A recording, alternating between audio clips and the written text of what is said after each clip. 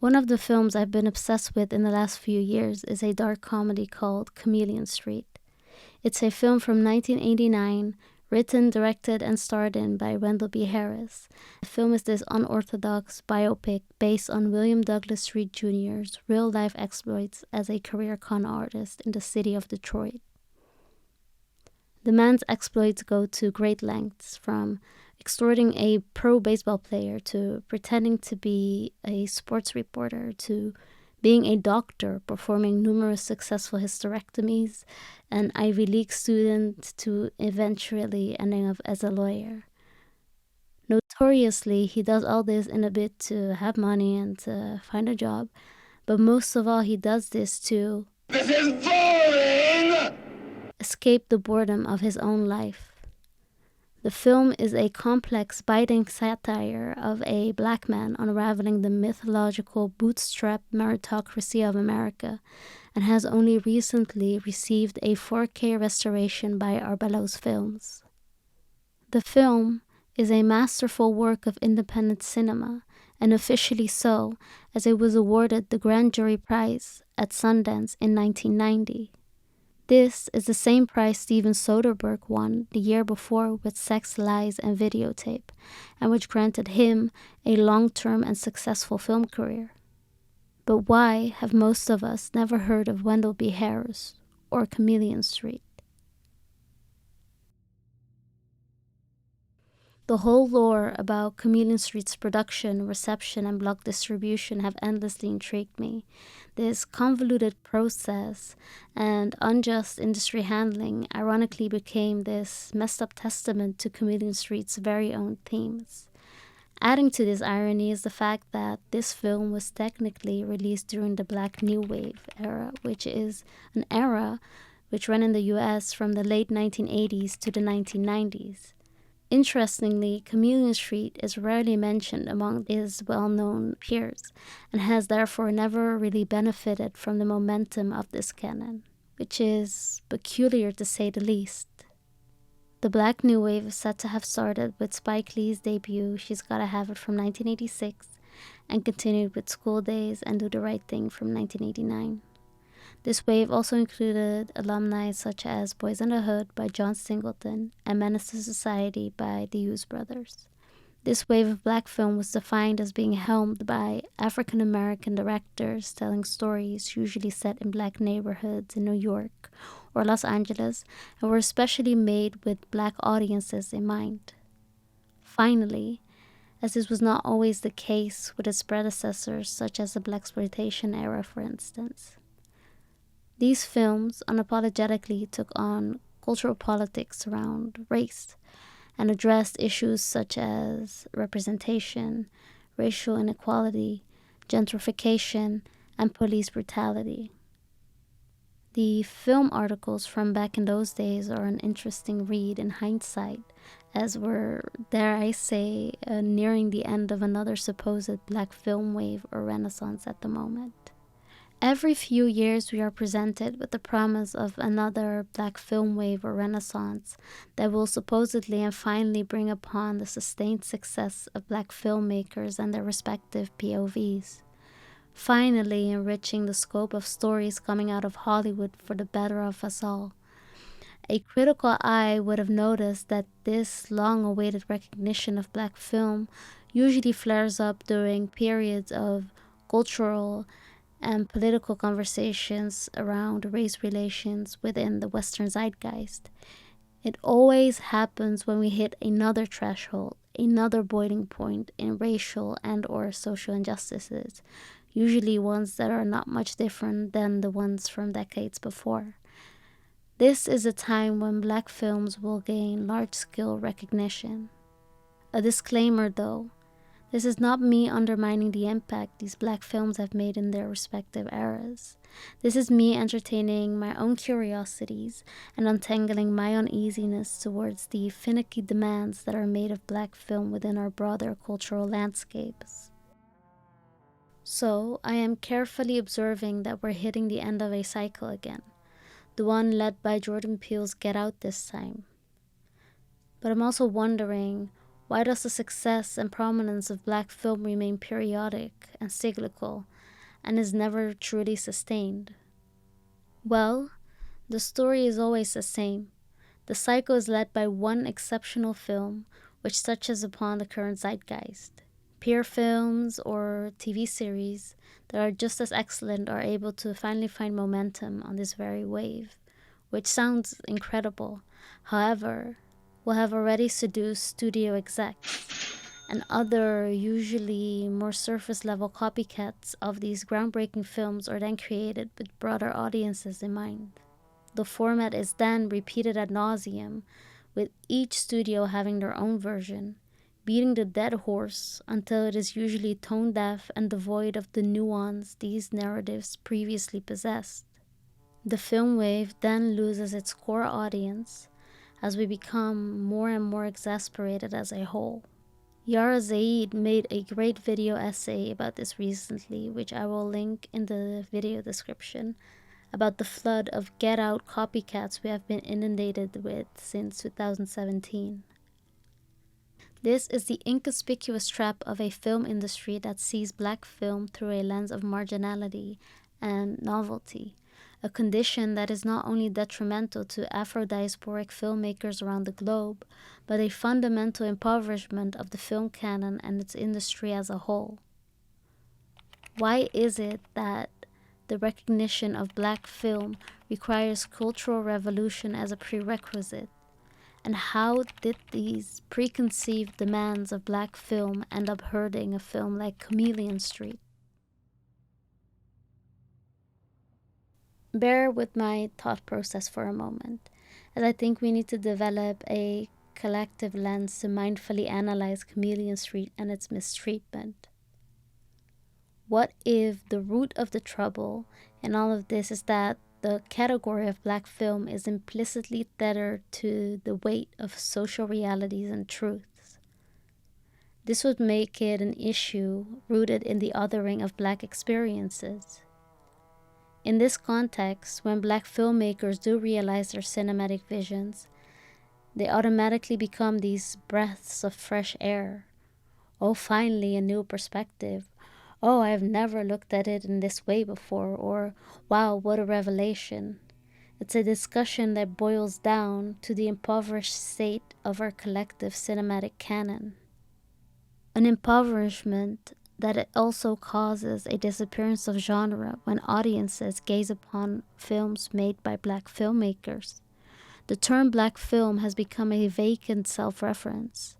Of course, the term has its practical functions. It allows us as like-minded individuals to engage in conversations such as these, and is also a useful term for our search engines.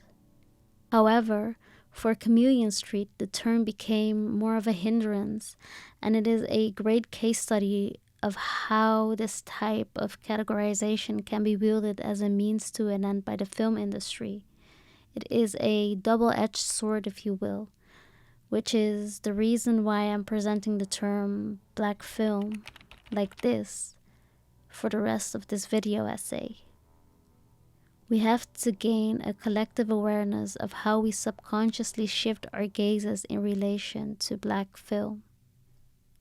With this, I mean that black film is largely gazed upon as unmediated, as a result of being burdened with the task of representing social realities, a burden which overshadows the imagination, the choices, the artistic prowess of its black filmmakers, but then also forms pitfalls for those trying to be noticed and proceed within the industry. Professor Michael Gillespie brings up some of these questions in his book titled Film Blackness.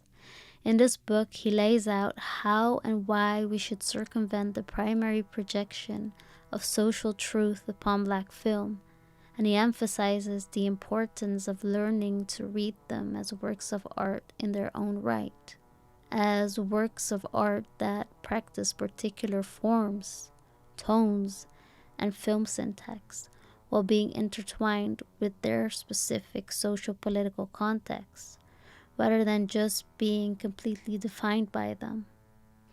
In essence, Gillespie is calling attention to the tensions between film as art form and race as a constitutive cultural fiction. He disputes the projection that Black American film's primary function has to be this extra-diegetic embodiment of the Black life world or the Black experience. He expresses a refusal of Black film as a one-on-one indexical representation and therefore refuses the claim that Black film provides profound answers and guidance about social problems to its engaged audiences. Even though and because cinema has historically and wrongfully been wielded as an ideological weapon, he argues that Black film cannot and should not be tied to an ethics of positive or negative representation. He calls upon us to be mindful of seeing Black film as some sort of cultural policy, as being this exact copy and therefore corroboration of the Black experience as a whole. Gillespie therefore calls for a lens, a different lens, which he describes in his own words as Black film must be understood as art, not prescription. Let us sit with that for a moment. Black film must be understood as art, not prescription. To be clear, he is not asking for Black film to be seen as a pure cinema, as an art without the constraints of cultural, social, and political concerns, because then we would be opening the door to arguing whether it would even be considered art in the first place. No, in Film Blackness, Gillespie argues and takes us through a means of rethinking our gaze towards Black film, specifically the questions and responsibilities we impose upon it. What most of us, audiences, and film industry alike have been subjecting Black film to is a sort of extractive consumption. What can this film do for me? A question that seems to be central in film execs' minds, especially as it pertains to films crossing the quote-unquote color line into the mainstream, where they are ensured to become of value for universal audiences. These very questions beget the easily explicable race narratives we are served in movie theaters, films with a clear moral to the story, which focus on guidance, a lesson largely directed at its white audiences. For Black audiences, on the other hand, these films are supposed to form some sort of obligatory guide to their fate as Black people. What is then required from us to do otherwise? It requires us as spectators to address these Black films as a practice in their own right, one that emanates from particular visual and expressive choices idiosyncratic to each Black filmmaker's POV. The key word here is specificity, as there are many factors from country to upbringing to economic background to self-image to references, influences that go into one's art. We do a disservice to these filmmakers and their art forms if we do not take into account the nuances, the complexities, the contradictions, and the opacities their work might question, interpret, express, incite, or even speculate. This is an approach that could have greatly benefited a film like Chameleon Street during its release. However, this is much easier said than done. As a filmmaker, researcher, and film programmer by trade, I have also had to question myself on multiple occasions in order to not succumb to these pitfalls or to recover myself after I did.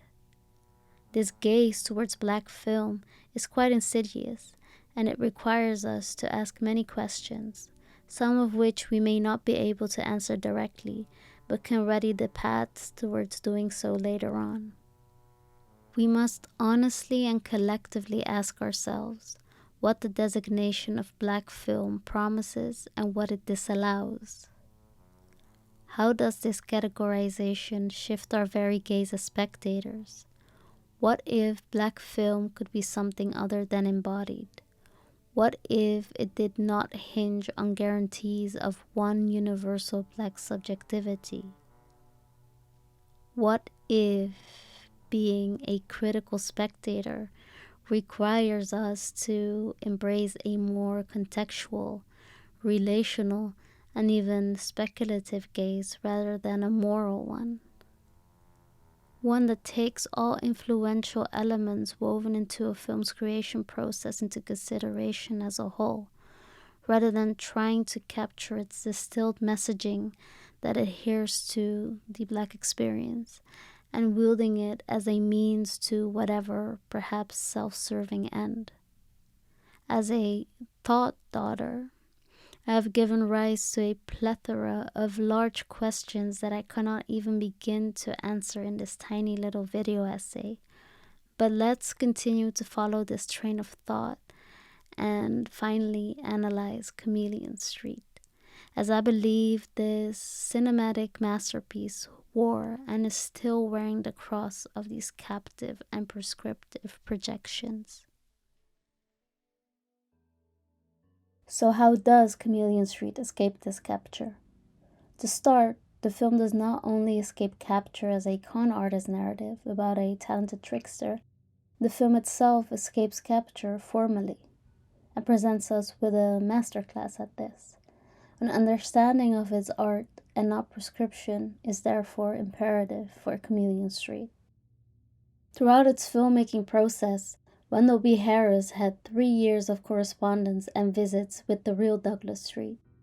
This is one of the things that makes the film so fascinating, because what we are met with on screen is not a straightforward biopic. It is an idiosyncratic work that keeps in the back of its mind that the real Douglas Street is an unreliable narrator, an actor at heart, and this is very apparent in the technical and formal choices Harris makes. Opening scenes, if done right, should give us a roadmap or an inkling about a film and its characters' motivations.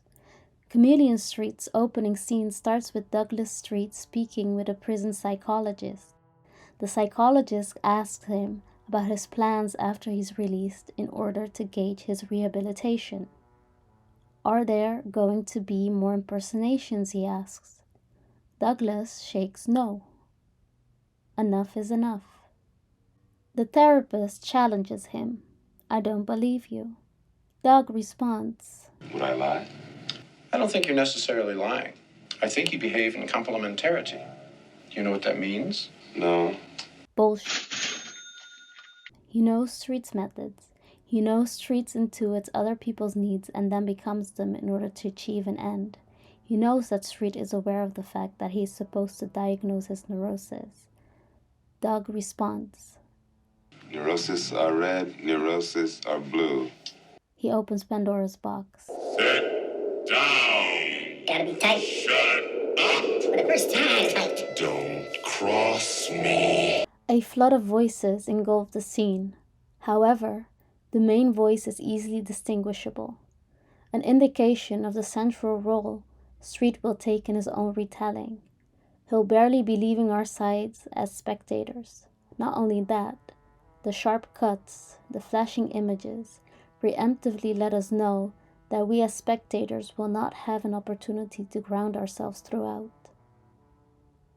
One of the reasons this film took me a while to analyze is simply because there's so much that happens in the span of its 94-minute runtime.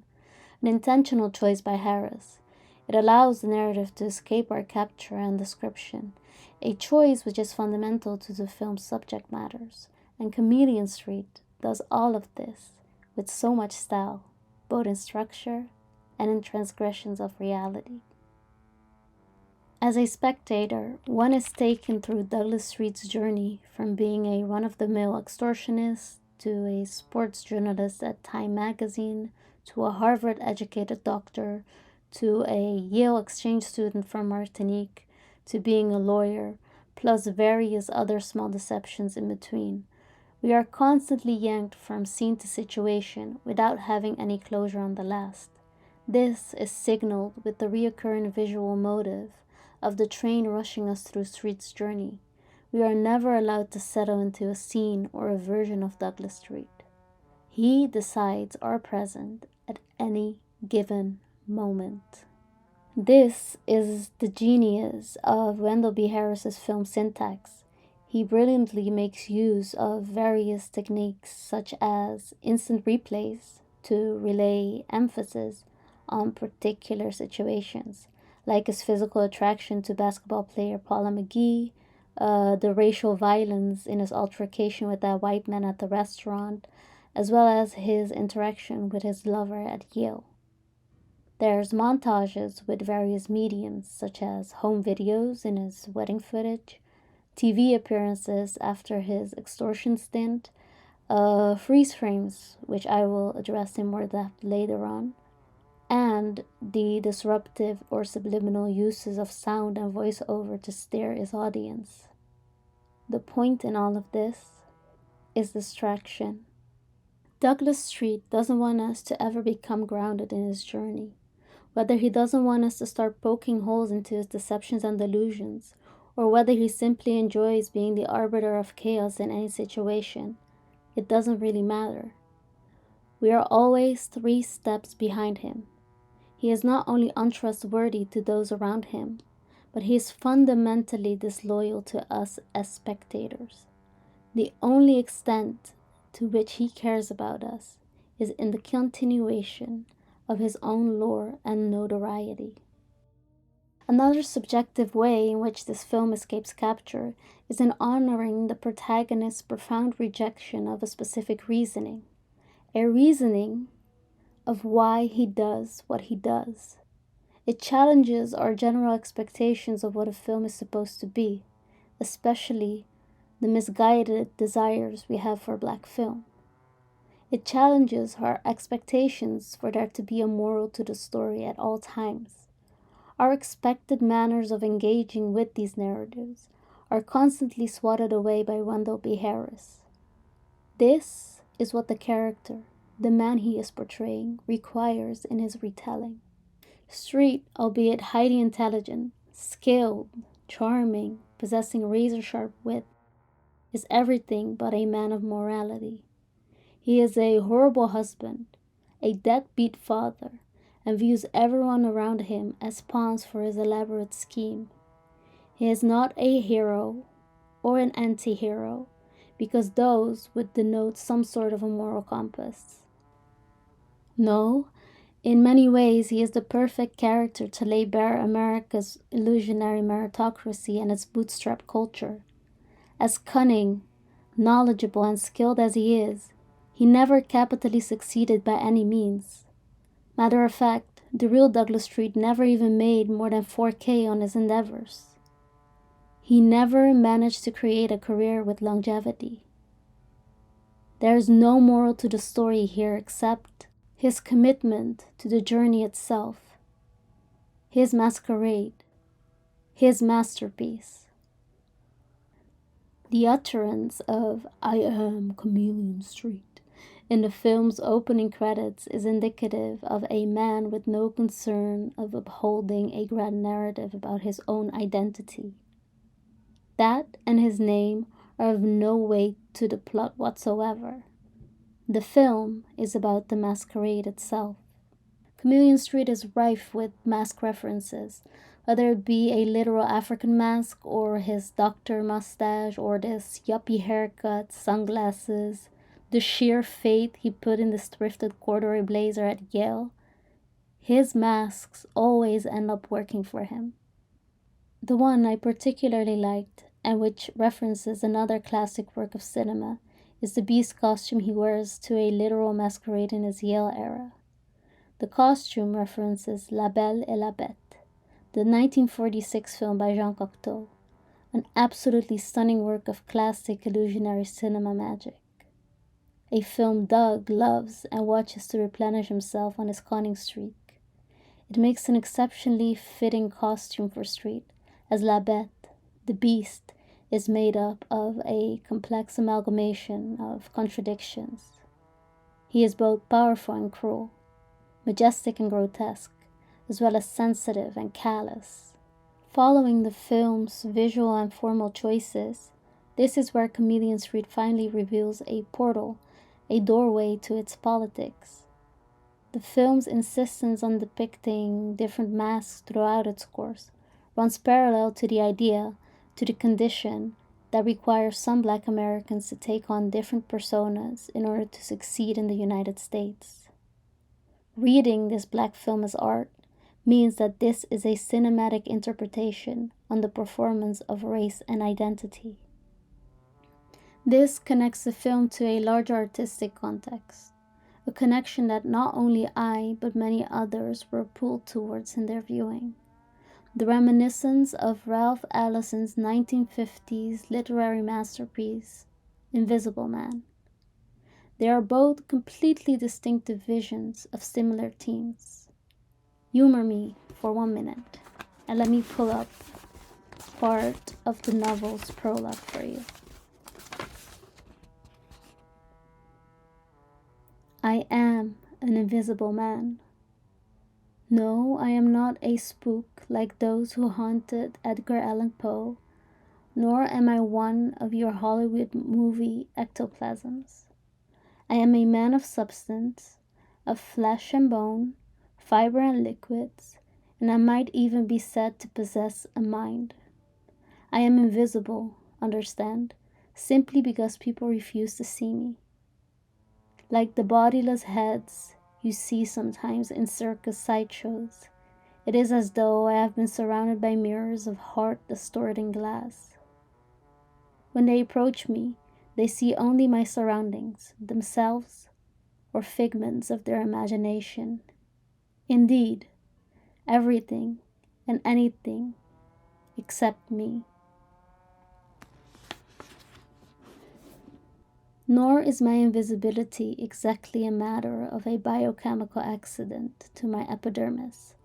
That invisibility, to which I refer, occurs because of a peculiar disposition of the eyes of those with whom I come in contact, a matter of the construction of their inner eyes, those eyes with which they look through their physical eyes upon reality. In Chameleon Street, Douglas Street's non-identity overlaps with the nameless protagonists in Invisible Man, a classic case of different decades, same predicament. While the protagonist of Invisible Man spends the entire novel struggling through and trying to make sense of this system that subjugates him and which he is therefore a martyr to, Douglas Street is unbothered with such concerns. Even though us critical viewers would rightfully observe that his wit and intelligence sometimes become avenues of contempt towards whiteness, racism, classism, and many other isms, the fundamental way in which Douglas Street and his narrative escape capture is in the fact that he has no interest in prescribing a cure to any of it. In fact, he answers America's masquerade with one of his own making. Rather than being a martyr, he chooses to be a trickster, willing to straddle and wield the chaos of the system or oppression to wherever it takes him. Chameleon Street expresses this idea of non-identity in the choice to depict Douglas in the shadows on multiple crucial occasions.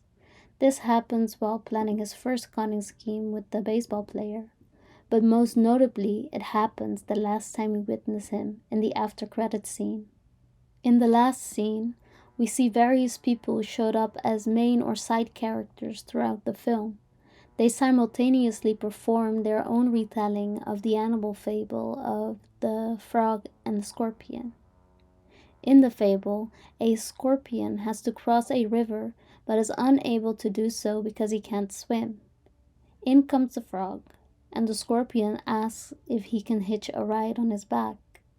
The frog first refuses because he is suspicious of the scorpion stinging him. However, the scorpion assures him that if he were to do so, then they would both drown and die.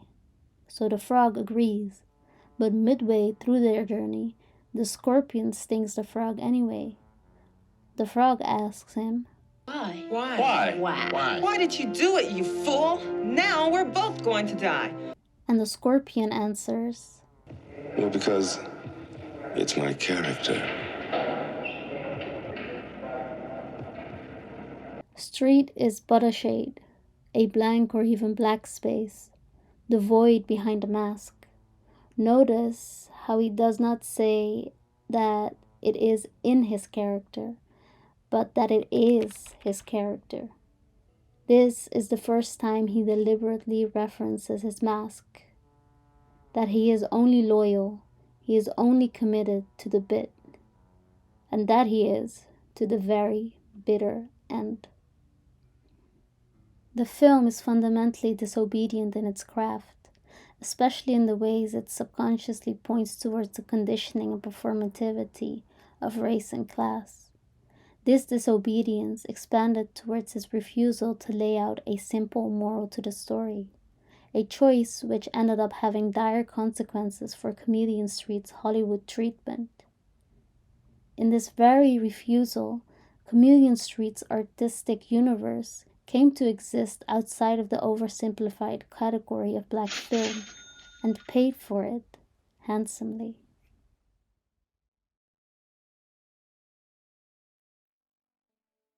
We'll conclude this video with asking the question, why was and perhaps is Chameleon Street problematic to the Hollywood system?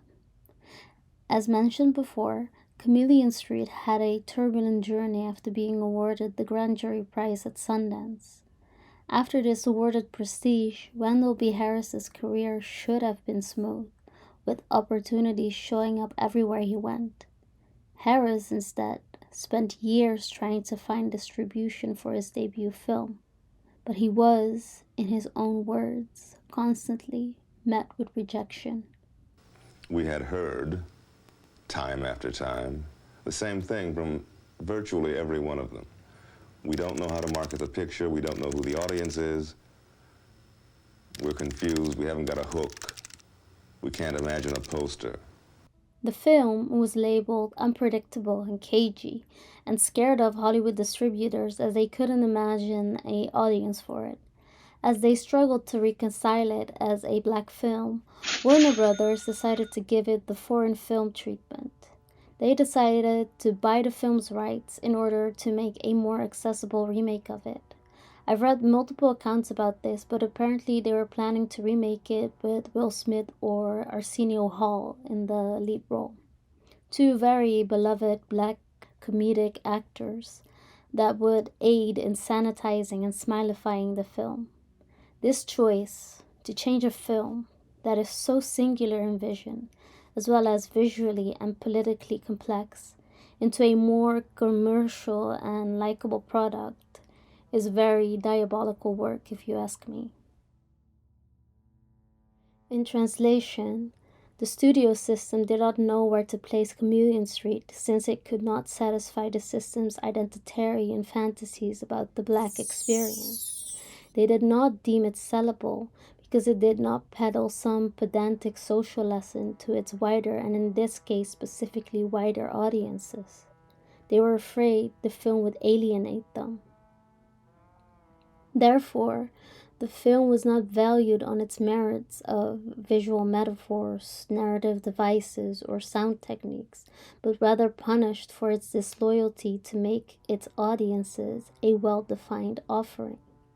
It was punished in its refusal to pave a path towards absolvement, or even worse, becoming a means of pleading for some kind of social betterment. The remake never ended up being made, by the way, and stifled the widespread acknowledgement of Chameleon Street. This is what I meant when I said that the film's Hollywood reception was made into a performance art piece of its very own themes. Chameleon Street's ambitions were thwarted within its text and outside of it. Wendell B. Harris's exceptional vision and potential as a writer-director were disrupted by the exact prescriptive gaze we've been working on unraveling throughout this video essay.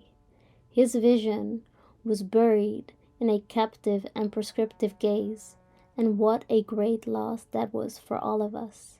I think that part of the entire structure of the industry is such that a film like Chameleon Street just doesn't fit in any place. That distributors are scared by it. I think exhibitors are scared by it. Studio executives couldn't care less about it. And so you actually have a case where you have this first-rate movie, one of the best American movies of the last 10 years, but that basically nobody in the film industry knows what to do with it or doesn't particularly want to do anything with it at all. There's always an interest in certain types of black films at a certain time. Black film is rarely allowed to unfold as art, but is required to simply be a prescription for a particular time or conversation. Even though the type of black film that gains recognition evolves over the years as social consciousness expands over time, but what other films do we overlook in each reawakening? As we close this current wave, I am genuinely curious to see what the next wave will look like and what its catalyst will be. What do you think the next wave will be? Let me know if you agree or disagree or have completely different ideas. See you next time.